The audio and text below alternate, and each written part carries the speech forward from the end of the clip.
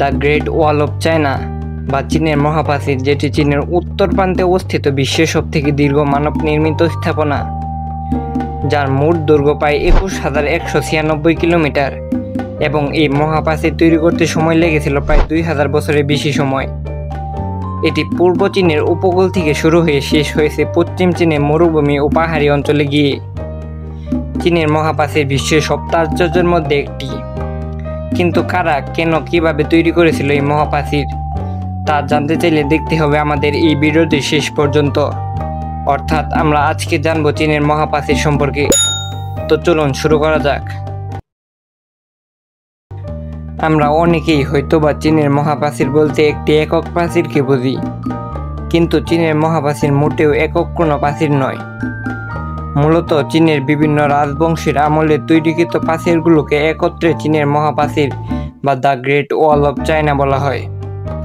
খ্রিস্টপূর্ব 7ম শতাব্দীতে চীনের ছোট ছোট প্রদেশগুলো নিজেদের সুরক্ষার জন্য আলাদা আলাদা করে কাদামাটির দেওয়াল তৈরি করা শুরু করে, যেগুলো ছিল মহাপ্রাচীরের প্রাথমিক রূপ। এরপর খ্রিস্টপূর্ব 221 সালে চীনের প্রথম সম্রাট চিন শি হুয়াং চীনকে একত্রিত করেন এবং সেই ভাঙ্গা ভাঙ্গা দেওয়ালগুলোকে যুক্ত করে একটি বিশাল প্রতিরক্ষা প্রাচীর বানানোর কাজ শুরু করেন। এর কারণ হলো চীনের প্রথম সম্রাটের মধ্যে উত্তর দিক থেকে আসা যাযাবর, বিশেষ করে মঙ্গল ও হুনদের কাছে সাম্রাজ্য হারানোর ভয় ছিল। তাই তিনি তাদের আক্রমণ ঠেকানোর জন্য এই প্রাচীর তৈরির কাজ শুরু করেন। কিন্তু এই প্রাচীর তৈরির কাজ তার আমলে শুরু হলেও এটি শেষ হতে হতে সময় লাগে প্রায় 2000 বছরের বেশি সময়।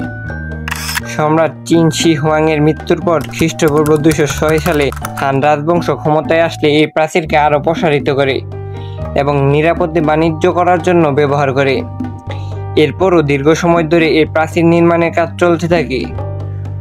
তবে এই প্রাচীর নির্মাণে সবথেকে বেশি অবদান রাখে 1368 খ্রিস্টাব্দে ক্ষমতায় আসা মিং রাজবংশ।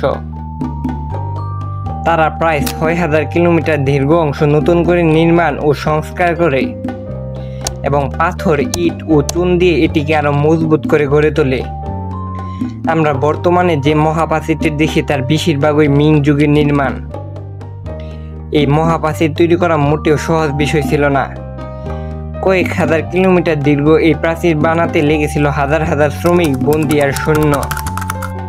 ইতিহাস থেকে জানা যায় যে এই প্রাচীর নির্মাণের জন্য সাধারণ কৃষক ও শ্রমিকদেরকে জোর করে কাজে নামানো হতো। দণ্ডপ্রাপ্ত কয়েদিদেরকে শাস্তি হিসাবেও নামানো হতো এই প্রাচীর তৈরির কাজে।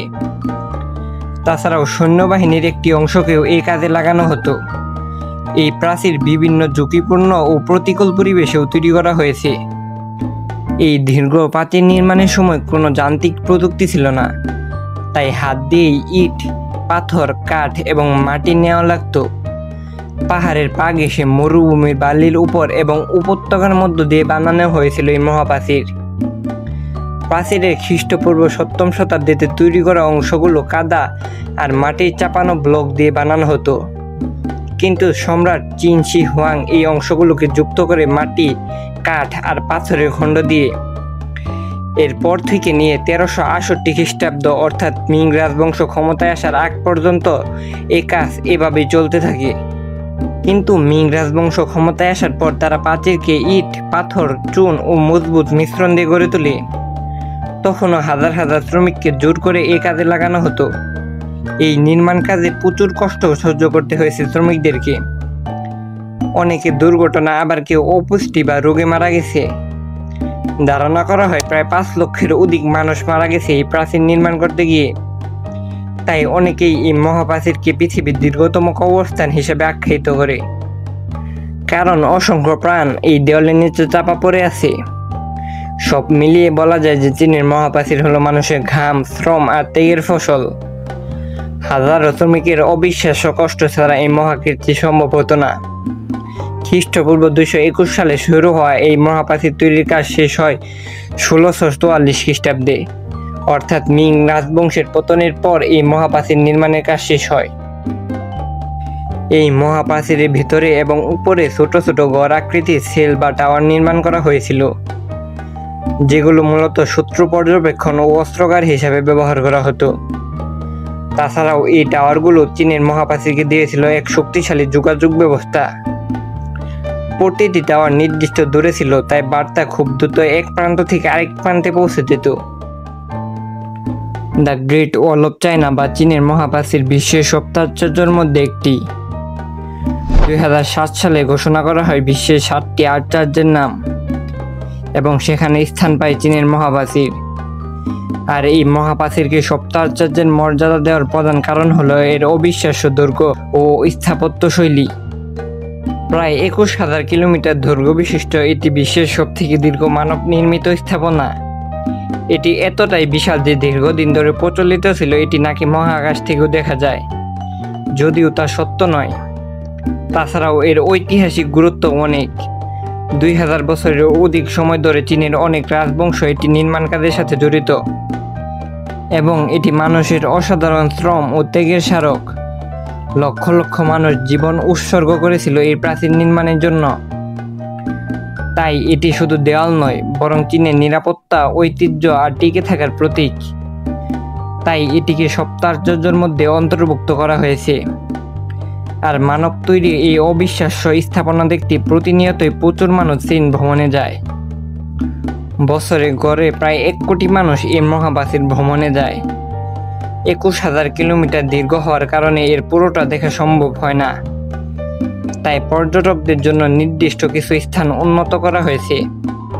তার মধ্যে সবথেকে জনপ্রিয় হলো বাডালিং, মতিয়ানইউ, জিনশানলিং আর সিমাতাই অংশ, যার মধ্যে বাডালিং হলো সবথেকে সহজে পৌঁছানোর লোকেশন এবং এটি বেইজিং শহর থেকে মাত্র 70 কিলোমিটার দূরে অবস্থিত।